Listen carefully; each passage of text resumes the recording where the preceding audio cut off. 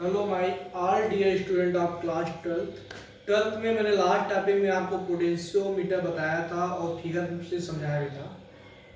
अब मैं उसको मैथमेटिकली कैसे प्रूव करेंगे मैं वो आज बताने वाला हूँ। व्हाट इज पोटेंशियोमीटर, सबसे पहले ये बात करते हैं। पोटेंशियोमीटर एक ऐसा डिवाइस है जिसकी हेल्प से हम पोटेंशियल डिफरेंस एक्यूरेटली मेजर कर सकते हैं। आप लोग बोलोगे कि पोटेंशियल डिफरेंस तो हम वोल्टमीटर से भी मेजर कर लेते हैं, लेकिन जब हमें एक्यूरेट रीडिंग चाहिए होती है, एक्यूरेटली मेजर करना होता है, तब मैं किसका यूज करता हूँ? पोटेंशियोमीटर का। तो क्या बोलेंगे? It is a device to measure the potential difference accurately. यानी जब मुझे बिल्कुल एक्चुअल रीडिंग चाहिए होती है तो हम किसका यूज करते हैं? पोटेंशियोमीटर का। ठीक है, इसका प्रिंसिपल क्या है? इसका प्रिंसिपल डिपेंड करता है किसी भी वायर के लेंथ पे डिपेंड करता है, किसी वायर की लेंथ पे डिपेंड करता है। और उस वायर का जो रेजिस्टेंस होता है, उस वायर का रेजिस्टेंस कैसा होता है? यूनिफॉर्म रेजिस्टेंस होता है। क्या बात करेंगे? प्रिंसिपल क्या होता है? It is based on the fact that potential drop in a wire of uniform resistance is directly proportional to its length. यानी उस वायर के लेंथ की डायरेक्टली प्रोपोर्शनल होता है किसके? उस वायर की लेंथ पे। यानी जो ये डिपेंड करता है उस वायर की लेंथ डिपेंड करता है, जिसका uniform cross section area same होगा और उसका रेजिस्टेंस भी आपको क्या होगा? सेम होगा, यूनिफॉर्म रेजिस्टेंस होगा। ठीक है, इसको प्रूव कैसे करेंगे? हम प्रूव करते हैं तो प्रिंसिपल आपको पता हो गया। It is based on the fact that potential drop पर यूनिट लेंथ पे depend. Potential drop in a wire of uniform resistance is directly proportional to its length. अब इसका प्रूफ बताते हैं आपको। प्रूफ कैसे करेंगे? V डायरेक्टली अपॉन L क्या होता है, कैसे बताएंगे? तो जी आप ध्यान देखिएगा। प्रूफ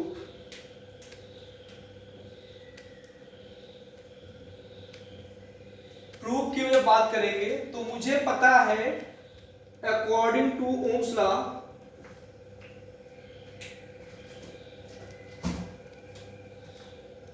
अकॉर्डिंग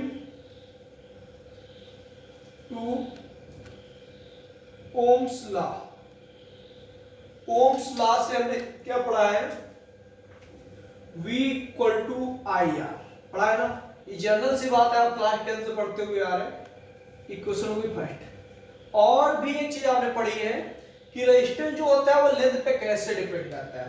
तो R equal to rho L upon A, ये भी आपने पढ़ा है। ये क्वेश्चन होगी second.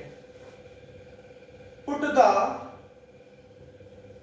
Value of equation second in first. Equation second की वैल्यू इक्वेशन फर्स्ट में पुट कर दें। V equal to I, R ये क्या आएगा? Rho L upon A. जो आपकी करंट होती है वहां पे करंट आपकी क्या होती है? लगातार सेम होती है, यानी कांस्टेंट होती है। और वायर का, होल वायर का एक ही मटेरियल का वायर है तो वायर का स्पेस रेजिस्टेंस भी सेम होगा और यूनिफॉर्म क्रॉस सेक्शनल एरिया भी होगा। तो जो वायर की करंट है, cross sectional uniform cross sectional area है और मटेरियल जो है कांस्टेंट है, यानी आई रो ए यहाँ पे क्या होगा? आपको कांस्टेंट। जब ये इतना कांस्टेंट टर्म हो जाएगा तो V प्रोपोर्शनल किसको हो जाएगा? L पे। ये मैंने आपको प्रूफ बता दिया। ठीक है, ध्यान से सुनिएगा। अकॉर्डिंग टू ओम्स लॉ आपने पढ़ा V equal to I R होता है और R equal to rho L upon A पढ़ा, आप क्लास 10 से पढ़ते हुए आ रहे हैं। तो इक्वेशन फर्स्ट में R की वैल्यू हमने पुट कर दी। तो यहां से मुझे पता है उसमें करंट जो फ्लो हो रही है वो कांस्टेंट करंट फ्लो हो रही है, लगातार सेम करंट फ्लो हो रही है। और जो वायर होगा एक ही वायर है, लंबा सा वायर है, तो वायर का मटेरियल लगातार सेम होगा पूरा, तो उसका स्पेस रेजिस्टेंस भी क्या होगा? सेम। और उसका क्रॉस सेक्शनल एरिया भी क्या है? सेम। तो V जो होगा डायरेक्टली वो किसको होगा? लेंथ के। ठीक है, जब यहाँ हम प्रोपोर्शनल हटाएंगे तो मेरा यहाँ क्या आएगा? कांस्टेंट। तो V इक्वल टू आपका जाएगा Kn। K इक्वल यहाँ से क्या आ जाएगा बेटा? V upon L। अब बात करोगे आप क्या K क्या होता है? What is K? What is K? तो K क्या आपका होता है? Potential gradient. पोटेंशियल ग्रेडियंट ये आपने यूनिट फर्स्ट में भी पढ़ा था। ये पढ़ा था V equal to dV upon dx, पढ़ा था आपके ना? dV upon dx। तो dx आपकी क्या होती थी, लेंथ होती थी कुछ, और dv क्या होता था, पोटेंशियल। तो वही क्या हो गया, पोटेंशियल ग्रेडियंट। तो what is potential gradient, it is a potential difference पर यूनिट लेंथ। पर यूनिट लेंथ पे आपका जो पोटेंशियल डिफरेंस होगा उसे क्या बोलते हैं हम लोग, पोटेंशियल ग्रेडियंट। ठीक है, ये पोटेंशियल ग्रेडियंट होगा, इसकी यूनिट क्या होगी, पोटेंशियल ग्रेडियंट की यूनिट होगी वोल्ट पर मीटर। ठीक है, कि आपका यहाँ पे पोटेंशियल ग्रेडियंट है। ठीक, तो मैंने यहां से फाइंड कर लिया V, पोटेंशियल डिफरेंस कैसे फाइंड करते हैं, with the help of potentiometer मैंने आपको बता दिया। और ये भी बता दिया पोटेंशियोमीटर से हम जो पोटेंशियोमीटर से हम जो पोटेंशियल डिफरेंस फाइंड करते हैं, एक्यूरेट वैल्यू फाइंड करते हैं, एक्यूरेटली वैल्यू फाइंड करते हैं, इसलिए हम पोटेंशियोमीटर का यूज करते हैं। हालांकि हम वोल्टमीटर से भी पोटेंशियल डिफरेंस फाइंड कर सकते हैं, लेकिन पोटेंशियोमीटर से जो पोटेंशियल डिफरेंस फाइंड करते हैं वो बिल्कुल एक्यूरेट रीडिंग आती है, बिल्कुल एक्चुअल रीडिंग आती है। और वोल्टमीटर से थोड़ी वो रीडिंग इधर उधर हो जाती है, क्योंकि वहां पे थोड़ा सा एरर आ जाता है। ठीक है, अब अगर हम बात करें कि with the help of potentiometer से हम क्या क्या फाइंड कर सकते हैं, तो पोटेंशियोमीटर की हेल्प से हम किसी भी सेल का ईएमएफ फाइंड कर सकते हैं, किसी भी सेल का इंटरनल रेजिस्टेंस फाइंड कर सकते हैं, और किन्हीं दो सेल के ईएमएफ को कंपेयर भी कर सकते हैं, किन्हीं दो सेल के ईएमएफ को कंपेयर भी कर सकते हैं। उसको भी मैं आपको बताता हूं, ध्यान से देखिएगा। बाकी ये आपका प्रैक्टिकल सब्जेक्ट है, लैब में प्रैक्टिकल कराया जाएगा तो आपको बेहतर तरीके से समझ में आएगा। जब वहां पे आपको फिगर मतलब वहां इंस्ट्रूमेंट सामने होगा तो इंस्ट्रूमेंट से भी समझ में आएगा। लास्ट क्लास में मैंने आपको फिगर को समझाया था, और फिगर में वायर गिवन होते हैं, 4 वायर होते हैं, और उससे ज्यादा भी वायर होते हैं। 4 जो वायर होते हैं इस प्रकार के, आपके ध्यान देखिएगा, इस प्रकार ऐसे करके, ऐसे और ऐसे करके, ऐसे आपके 4 वायर होते हैं। ये आपका ए हो गया, ये आपका बी हो गया। ईच वायर 100 मीटर का होता है, 100 ले दो 3 की। बाकी वो पेडिकल में जब हम कराएंगे आपको समझ में आएगा बेहतर तरीके से। तो हमने अभी बताया था V इक्वल टू आपका आ गया, V इक्वल टू आ गया आपका K है। तो V आपका क्या होता है, पोटेंशियल डिफरेंस। क्या होता है, पोटेंशियल डिफरेंस। तो जैसे हम पोटेंशियल डिफरेंस फाइंड कर रहे हैं वैसे हम लोग ईएमएफ भी फाइंड सकते हैं। तो V और E दोनों सेम चीज होती है, बस V जो होता है कि 2 पॉइंट के लिए होता है, E जो होता है होल सर्किट के लिए होता है। तो यहां से आपका ये भी हो सकता है E इक्वल टू K है, E इक्वल टू K है। अब हमें किन्हीं दो सेल के ईएमएफ को कंपेयर करना है। क्या करना है, दो सेल के ईएमएफ को कंपेयर करना है। तो वो कैसे निकालेंगे, या ध्यान देखिएगा। अगर हम फर्स्ट सेल की बात करेंगे, फॉर सेल फर्स्ट, तो वहां आप क्या आएगा, E1 इक्वल टू KL1, ये क्वेश्चन हो गई फर्स्ट।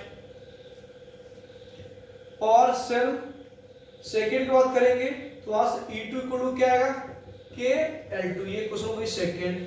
अब हमें दोनों कंपेयर करना है तो दोनों डिवाइड कर देंगे। हम क्या करेंगे, E1 upon E2 equal to क्या आएगा, KL1 अपान KL2, के से के cancel, E1 upon E2 equal to आपको क्या आ गया, L1 अपान L2। इस प्रकार किन्हीं दो सेल के ईएमएफ को भी कंपेयर कर सकते हैं। कैसे फाइंड करते हैं ये मैंने आपको बता दिया।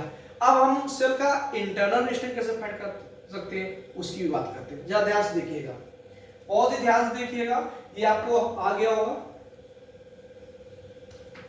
मैंने अभी पढ़ा V इक्वल टू KL, पढ़ा ना, V इक्वल टू KL, ठीक है। मैंने V इक्वल टू KL पढ़ लिया, ठीक। और मैंने ये भी पढ़ा है E equal to V plus I R, मैंने पढ़ा है E equal to V plus I R. तो जब मुझे ईएमएफ पता होगा तो मैं इंटरनल रेजिस्टेंस निकाल सकता हूं। कैसे निकालूंगा, जरा ध्यान रखिएगा, आगे बात करते हैं। तो मेरा यहां क्या हो गया, E equal to V plus I R. यहां से E minus V equal to क्या आएगा आपका, आई आर आएगा, आई आर, ठीक है। तो यहां से I इक्वल टू क्या होगा, sorry R equal to E minus V upon I. तो I इक्वल टू क्या होता है, मैंने बताया था V अपान R होता है। तो R equal to E minus V upon R, और R कहाँ चला जाएगा आपका ऊपर। मुझे पता है I V अपान R आएगा, R इस प्रकार आएगा, R ये R कहाँ जाएगा ऊपर। तो R equal to E upon V और माइनस V अपान V अलग कर देंगे हम इसको, R को भेज देंगे ऊपर, V से V कैंसिल। तो यहां से R इक्वल टू आपका आएगा E upon V minus 1 into R। जरा ध्यान से देखिएगा, अगर हम EMF E मानेंगे तो E इक्वल टू क्या आ जाएगा K L1 और V इक्वल टू आएगा K L2। ठीक है, तो E हमें पता है E इक्वल टू क्या होता है KL और V इक्वल टू भी KL होता है। तो E पहले वाले वाले के लिए L1 होगा, दूसरे वाले के लिए L2 होगा, तो E इक्वल टू KL1 और V equal to KL2। Value put कर देना है, R इक्वल टू